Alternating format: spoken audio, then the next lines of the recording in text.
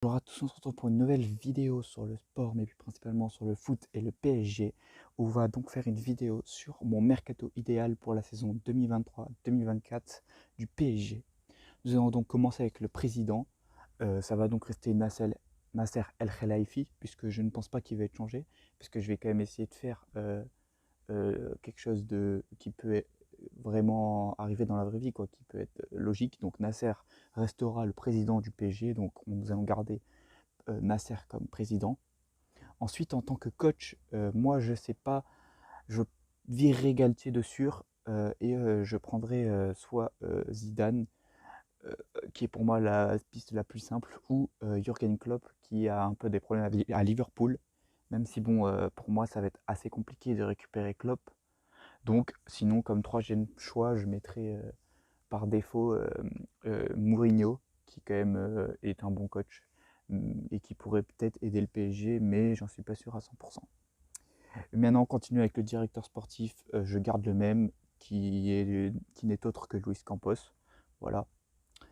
Donc ensuite, nous savons que pour le mercato, le PSG aura donc une enveloppe de 80 millions d'euros. Moi, je vais donc évoluer en, en 5-2-1-2, en 5-2-1-2 avec les latéraux offensifs. Donc au poste de gardien, on a Donnarumma, Sergio Rico, Letellier, Navas qui revient de son prêt à Nottingham Forest et Lucas Lavallée. Alors qu'est-ce que je ferai sur ce poste des gardiens? Déjà, on va vendre Navas. Je pense qu'on pourra en tirer à peu près 5 millions d'euros. J'envoie en prêt le jeune Lavallée. Et puis sinon, sur le poste, Donnarumma titulaire, Rico remplaçant et Letellier troisième gardien. Pour moi, cette hiérarchie est logique, simple et efficace. Maintenant, continuons avec les latérales gauche. À gauche, nous avons donc Mendes, Nuno Mendes, Juan Bernat ainsi que Kurzawa. Kurzawa qui revient de près de Fulham. Donc qu'est-ce que je fais? C'est assez simple. Je vends Kurzawa pour à peu près, je pense, ça va être très compliqué, soit pour gratuit, c'est-à-dire pour 0 million d'euros, ou je pense qu'on pourrait peut-être en obtenir 2 millions d'euros avec beaucoup de chance. Et sinon, je garde Nuno Mendes en tant que titulaire et Juan Bernat en tant que remplaçant. Maintenant, on va aller sur un poste assez compliqué qui n'est autre que les défenseurs centrales. On a donc Kimpembe, Marquinhos, Bichabu, Danilo, Diallo qui est de son retour de prêt du RB Leipzig et Ramos. Déjà, dans un premier temps, je renouvelle pas Ramos, c'est-à-dire qu'il part pour 0 million d'euros. Ramos, pour moi, il est encore bon, mais il est beaucoup trop vieux pour, pour rester au PSG en gardant un aussi haut salaire. Diallo, qu'est-ce que je fais? Je le garde, c'est-à-dire que je le garde en rotation. Et sinon, dans ma défense centrale, je mettrai Kipembe en défenseur central gauche, Marquinhos au centre, et à droite, je prendrai une recrue qui n'est autre que Skriniar. On sait qu'il va venir normalement gratuitement, c'est fait. Donc je laisse Skriniar à droite, et donc remplaçant de Kipembe Bichabou, remplaçant de Marquinhos, bien sûr, notre fameux Danilo Pereira, le soldat, et à droite, Diallo, même si Diallo, le seul problème c'est qu'il est gaucher, donc ça me fait chier de le mettre remplaçant à droite, mais on va faire avec ce qu'on a, sur le banc, et parce qu'on ne peut pas non plus utiliser tout l'argent.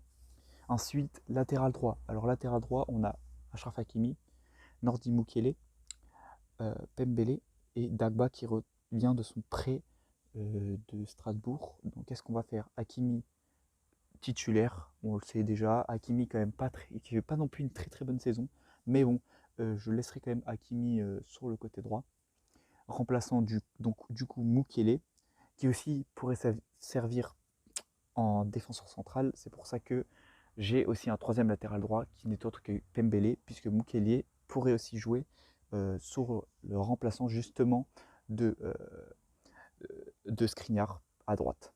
Et Dagba, Dagba, je le vends pour, je pense qu'on pourrait le vendre pour à peu près 5 millions d'euros à un club de Ligue 1. Ensuite, en milieu central, alors là on a beaucoup de joueurs, on a Marco Verratti, Fabian Ruiz, Renato Sanchez, Zaire Emery, Vitinha, Wijnaldum qui revient de prêt, Paredes, Dina Ibimbe, Edouard Michu, ainsi que Carlos Soler. Alors, qu'est-ce que je vais faire de tout ce monde? Il y en a beaucoup, beaucoup, sachant pour que deux postes. même si je vais en garder plus que 4, c'est-à-dire je vais plus que doubler les postes au niveau des milieux, parce que je pense que sur certains matchs, nous pourrons changer de dispositif et passer avec un milieu à 3 selon les matchs. Donc qu'est-ce que je vais faire? Déjà, Wijnaldum, je le vends pour, j'espère, en obtenir 10 millions d'euros. Paredes, 12 millions d'euros. Je pense même qu'on peut aller chercher les 15 millions d'euros, même si ça me paraît assez compliqué. Ensuite, Dina Ebimbe, je le vends pour 8 millions d'euros. Edouard Michu, normalement Sunderland est censé lever son option d'achat. Je crois qu'elle est à l'entour de 2 millions d'euros. Donc ça devrait nous rapporter 2 millions d'euros. Et je vends le fameux Carlos Soler pour 15 millions d'euros. Je pourrais aussi vendre Renato Sanchez, mais Renato Sanchez, le problème c'est qu'il a été tellement blessé et il a une cote assez basse. Du coup, ça me paraît assez compliqué de pouvoir le vendre. Et par contre, du coup, je fais une recrue. Cette recrue n'est autre que Manu Koné pour à peu près une somme avoisinant les 35 millions d'euros. Donc notre milieu, ça serait donc Verratti, Manu Koné, avec Ruiz remplaçant, Renato Sanchez, le jeune Zaïre Emery et Vitinha qui est aussi remplaçant. Vitinha qui pourra aussi nous aider en tant que milieu offensif, même si pour moi ce n'est pas du tout là où il est le meilleur. Maintenant, allons sur le poste de milieu offensif. Milieu offensif, nous avons donc Neymar, Gerbi et Draxler. Draxler qui revient de près du Benfica où il n'a pas été très très bon, donc ça va être assez compliqué de le vendre. Mais Draxler, je fais quoi? Je le vends pour à peu près 5 millions d'euros. Neymar, il est vraiment pas bon en ce moment. Moi, si ça ne tenait qu'à moi, je le vendrais. Mais on sait très bien que dans la réalité, Neymar ne sera pas vendu par le Paris Saint-Germain. Ça me paraît impossible et même inimaginable. Donc pour moi, Neymar ne sera pas vendu. C'est pour ça donc que je garde Neymar. Le jeune Garbi, je le garde en tant que troisième remplaçant parce que je fais quand même une recrue au poste de milieu offensif. Parce qu'avec toutes les blessures qu'a Neymar, pour moi, ça me paraît assez logique d'avoir en tant que remplaçant de Neymar Xavi Simons, que je lève son option de rachat pour 12 millions d'euros en espérant qu'il accepte de rejoindre notre club. Et donc Garbi sera le troisième remplaçant pour jouer quelques matchs. Et maintenant, le chantier d'attaquants. En attaquant, nous avons donc Mbappé, Ekitike, Ousni, Icardi, Messi et le jeune Naguera qui revient du prêt de Lorient. Naguera, je le vends parce qu'il n'est pas très bon. Il a joué qu'en équipe de à Lorient. Je le vends pour 400 000 euros à peu près. C'est pas beaucoup, mais bon, il est juste là pour être là. Du coup, vaut mieux le vendre. Ensuite, je vends Icardi qui a fait quand même une très très bonne saison à Galatasaray. Je pense qu'on pourrait en obtenir aux alentours de 13 voire 15 millions d'euros. Donc je vends Icardi et je ne prolonge pas Messi bien sûr. Parce que Messi coûte beaucoup trop cher. Même si Messi, je le rappelle, rapporte quand même beaucoup de sponsors au PSG. Donc cet argument d'argent ne marche pas trop dans la balance. C'est-à-dire que Messi, si on compte son salaire et les sponsoring, au final, il coûte zéro au PSG. Mais je le vends parce que les performances sur le terrain sont catastrophiques, quoi. Donc, mes deux buteurs titulaires, ça serait donc Kylian Mbappé, bien sûr. Et le deuxième, ça serait donc un joueur que j'achète qui n'est autre que Colomwani. Colomwani sera donc ma grosse recrue du mercato, qui viendra donc pour 65 millions d'euros, ce qui est quand même énorme. Mais je pense, pour moi, il vaudrait beaucoup moins cher que 65 millions d'euros, mais il ne sera jamais vendu à moins cher le club, par le club de Colomani, quoi. Et donc, remplaçant, je garde Hugo Ekitike, bien sûr. Et Ousni, je le fais rentrer dans la rotation. Et après, aller chercher un autre buteur, j'ai cherché.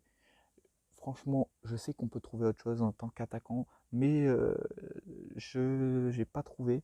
On pourrait peut-être faire venir Thuram en tant que remplaçant, mais pour moi, Thuram, euh, ça me paraît compliqué qu'il puisse jouer remplaçant derrière Colomwani.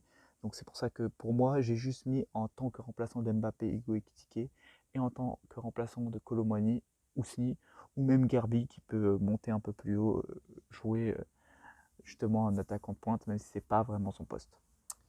Donc avec ce dispositif, qu'est-ce que je voudrais faire? Bien sûr, je voudrais franchiser l'effectif, c'est pour ça que je recrute Manu Koné ainsi que Colomwani. Et, avec cette compo, les latéraux seraient comment expliquer? très offensifs et c'est un peu leur caractéristique à Nuno Mendes et Hakimi, donc je trouve que c'est bien, ça nous rapporterait quand même de la profondeur ainsi que de la vitesse sur nos ailes avec un Colomoni qui est quand même assez rapide, donc il peut quand même prendre dans la profondeur ce qui manque au PSG cette saison, tout comme Mbappé quand même, mais Colomani c'est quand même quelqu'un aussi sur qui il peut s'appuyer, et puis on a vu son duo avec Mbappé en Coupe du Monde qui était vraiment bah, pas mal. Donc c'est sur ça que je mets mon équipe, entre guillemets, sur ça. Puis je recrute du coup Manu Koné, comme je vous avais dit, il va me servir justement comme profil défensif dans ce milieu, même s'il monte parfois, mais il a quand même un bagage technique et physique qui va permettre à justement Marco Verratti de pouvoir un peu plus monter. Voilà. Et ensuite, bah, mes défenseurs, c'est du solide. Kipembe qui monte un petit peu, mais pas trop. Marquinhos qui peut des fois aller se rallier à ce milieu de terrain pour aider sur les phases offensives. Et Skriniar qui va rester derrière avec Kipembe euh, assez gentiment pour bien défendre. Et je pense que ça ne passera pas, bien sûr. Et puis Donnarumma, on a vu ses dernières prestations qui sont quand même pas mal. Donc c'est pour ça que je le garde. Voilà, vous avez donc vu mon mercato du PSG.